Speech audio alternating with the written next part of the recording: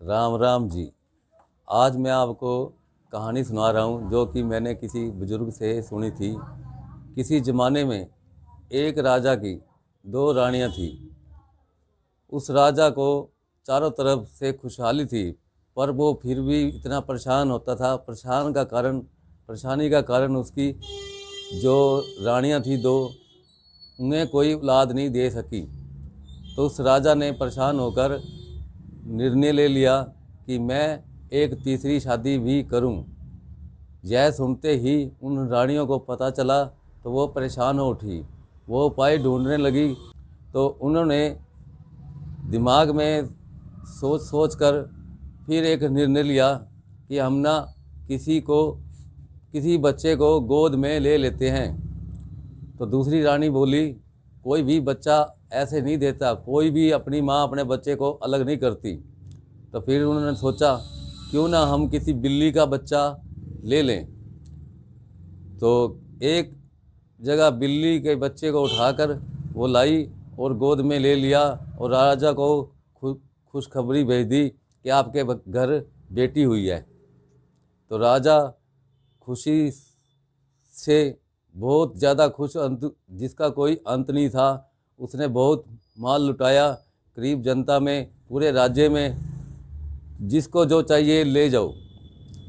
तो जैसे वो अपने घर जाता है तो राजा को रानी बोलती है, आपको खुशी तो है, खुशी हमें भी है, पर एक इसका कारण यह है कि उसी समय एक आकाशवाणी हुई थी कि ये अपने पिता को जब दिखेगी तो ये इसके पिता मर जाएंगे।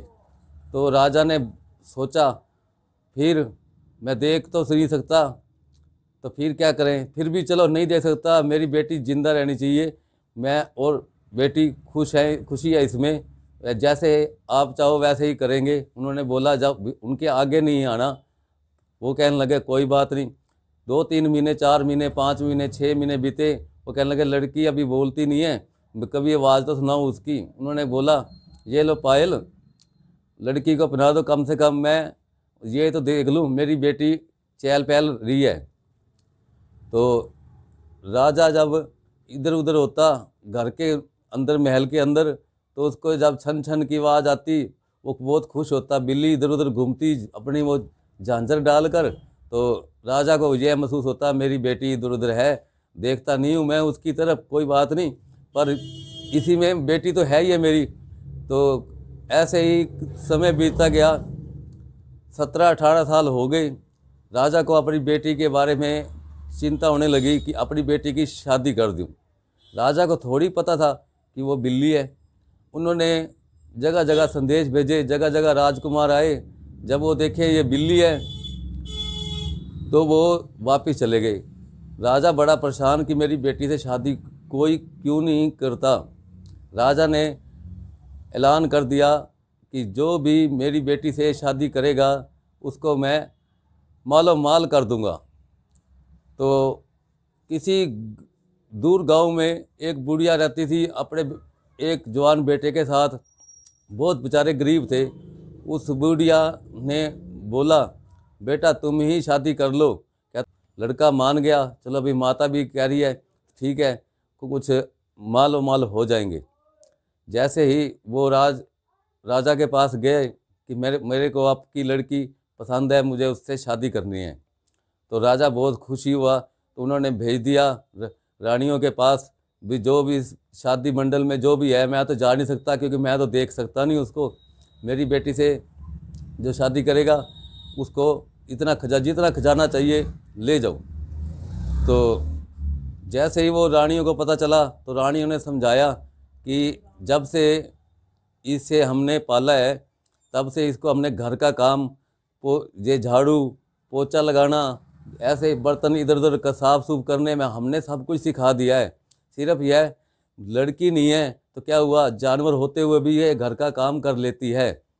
तो वो कहने लगे कोई बात नहीं, हमें तो शादी करनी है, उसके बाद जो घर का काम होएगा अच्छी बात है, ये करेगी तो अच्छी बात है, तो नहीं भी करेगी, राजा की लड़की है तो कोई बात नहीं। कहने लगे कोई नहीं। अपना वो जी शादी शुदी कर कर अपने घर आ जाते हैं। राजा ने बोला, भाई क्या चाहिए, उनको बोला था। तो वो कहने लगे थे हम बाद में बताएंगे। घर में आकर जैसे ही उन्होंने सोचा भी लोग आएंगे, भी तुम बहू लेके आए हो तो हमारे को उसकी शक्ल दिखाओ। तो उन्होंने बिल्ली को ऊपर वाले कमरे में बंद कर दिया और लोगों को कहने लगे अभी उसकी तबीयत ठीक नहीं है, आप बच जाओ। कई दिन लोगों को टालते रहे, फिर लोगों ने आना ही बंद कर दिया। वो जो उस लड़के की जिसकी शादी हुई है उसकी माता रोज़ मंदिर में जाती थी नियम के अनुसार रोज़ ही। तो वो उसे पता क्या करती, बिल्ली को कहती थी छम्मो। छम्मो उनकी माताओं ने नाम रखा था जिन्होंने पाला था। छम्मो मैं मंदिर जा रही हूँ, नीचे का दरवाज़ा लगा लो। नीचे का दरवाज़ा लगाते ही वो अपने काम में जुट जाती। इसी तरह कई दिन ऐसे कई साल हो गए, ऐसे चलता रहा। जो वो मंदिर जाती थी, मंदिर में शिव जी भोलेनाथ की पुजारन थी उसकी माता, वो यही कहती थी ये भोलेनाथ कृपा करो, जो हमारी बहू है ये बिल्ली है इसको लड़की बना दो। तो ऐसे उसने भी आस नहीं छोड़ी। सालों बीत गए, 5-6 साल हो गए, उसने अपनी उम्मीद नहीं छोड़ी। एक दिन जैसे वो मंदिर जाती है, पीछे से वो छम्मो बिल्ली जिसका नाम है, बिल्ली का नाम छम्मो है जिसका, वो बिल्ली अपना पोछा बुहारी कर देती है। उसी दिन ही कुदरती ऊपर से शिवजी भोलेनाथ और पार्वती माता जी ऊपर से जा रहे थे। पार्वती माता जी की नज़र उस पर पड़ी, उस बिल्ली पर जो की पोछा पूछा लगा रही थी। तो वहीं रोक दिया भोलेनाथ जी। ऐसा भी होता है, इस जानवर पे इतना काम लिया जा रहा है, इसको ना जानवर से ना लड़की बना दो। जिद कर ली उन्होंने, तो उन्होंने ऐसे ही किया। भोलेनाथ जी नीचे उतर आए, को लड़की बना दिया। तो फिर वो परेशान हो उठी, कहती नहीं आप मुझे पूरी लड़की मत बनाओ। कहते नहीं लड़की तो बना दी आपने, ये तो मेहरबानी चलो आपकी, पर मेरे घर वाले ये मुझे निकाल देंगे क्योंकि वो मैं बिल्ली थी। तो वो कहने लगे बिल्ली को ये मार के लड़की कहाँ से आ गई है। तो कहने लगे, फिर पार्वती जी ने बोला क्या किया जाए। तो वो छम्मो कहने लगी कि मेरा एक पंजा बिल्ली जैसे बिल्ली का होता है वैसा ही होना चाहिए, ताकि मेरे घर वालों को ये सबूत मिल जाए कि मैं वही छम्मो बिल्ली हूँ जो अब की लड़की बन चुकी हूँ। उधर से माता उसकी जब दरवाज़ा खड़काती है, जब मंदिर से आती है तो क्या देखती है, खड़काती है तो वो एक लड़की खोलती है। तो उस लड़की से बोलते हैं यहाँ आप कैसे आए हो, यहाँ तो हमारी बहू रहती है, सिर्फ किसी का आना जाना भी नहीं होता। वो कहने लगी माता जी मैं आपकी बहू हूँ, मुझे विश्वास नहीं होता कहीं मार तो नहीं दी हमारी बहू को जो कि छम्मो है। कहने लगी नहीं ऐसा कुछ नहीं है, मैं ही छम्मो हूँ, नहीं विश्वास करती। तो देखती है कि माता जी परेशान हो जाती है। वो कहते हैं नहीं शिवजी भोलेनाथ जी वेश बदल कर आए थे और पार्वती साथ थी, उन पार्वती के कहने पर मुझे लड़की बना दिया। तो लड़की के बाद मैंने सोचा कि आप मुझे स्वीकार नहीं करोगे, तो मैंने कहा मुझे कोई सबूत ऐसा चाहिए जो वही छम्मो हूँ बिल्ली हूँ जो हो। इसलिए मैंने एक पंजा अपना उनसे रखवा लिया बिल्ली जैसा ही, ताकि आपको यकीन हो सके।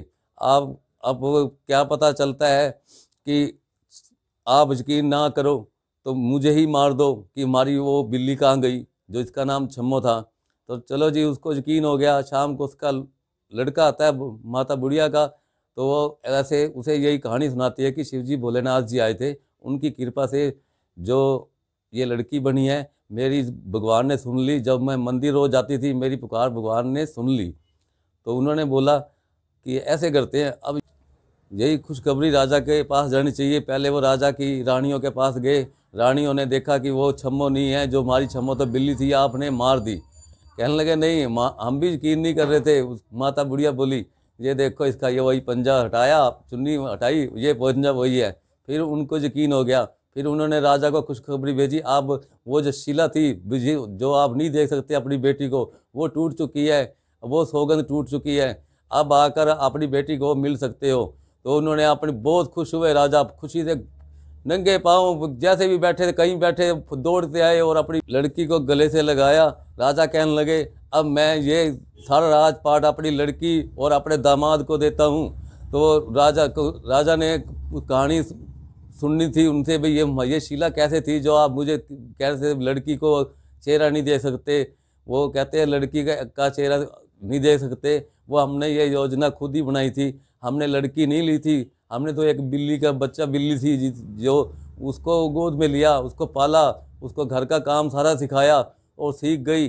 और उसके जो पायल आपने छम्मो को दी थी, यही छम्मो थी, वही झनझन वो बिल्ली ही थी जो आप खुश होते थे मेरी लड़की इधर उधर टहल रही है। तो ये तो शिव भोलेनाथ की कृपा हुई है, ये बिल्ली से लड़की ही बन गई। अब आप बहुत खुशनसीब बाप हो कि आपने औलाद जो नहीं थी, अब आपके पास औलाद भी है, चाहे लड़की है चाहे लड़का, कोई फर्क नहीं है। वो उस राजा ने पता क्या सोचा, अब सारा जीवन निकल गया है, अब मैं अपने दामाद को, लड़की को, इनको राज्य दूं और अपना जंगल की ओर, अपना भगवान के चरणों में मैं भी उसकी आराधना करूं, जहाँ से भगवान ने हमारे की सुनी है, हमारी सुनी है। तो मेरी बेटी को बिल्ली जो थी उसको लड़की बना दी, तो वो भगवान मेहरबान है। इसलिए मैं तो भगवान की ही पूजा में अब मस्त रहूँगा, अपना सारा जीवन वहीं काट लूँगा। राजा ने अपने दामाद जी को बुलाया और उन्हें राज तिलक करवाया और आप घर से रवाना हो गए, निकल गए जंगलों की तरफ। इसी कहानी में देखो भगवान शिव जी की क्या कृपा है आपके सामने। जब कृपा होती है प्रभु की तो क्या लीला है, देखो उसकी एक बिल्ली को लड़की बना दिया और उस गरीब को धनवान बना दिया, कहाँ राजा बना दिया। ये देखो भगवान की लीला अपरंपार है। जय श्री राम।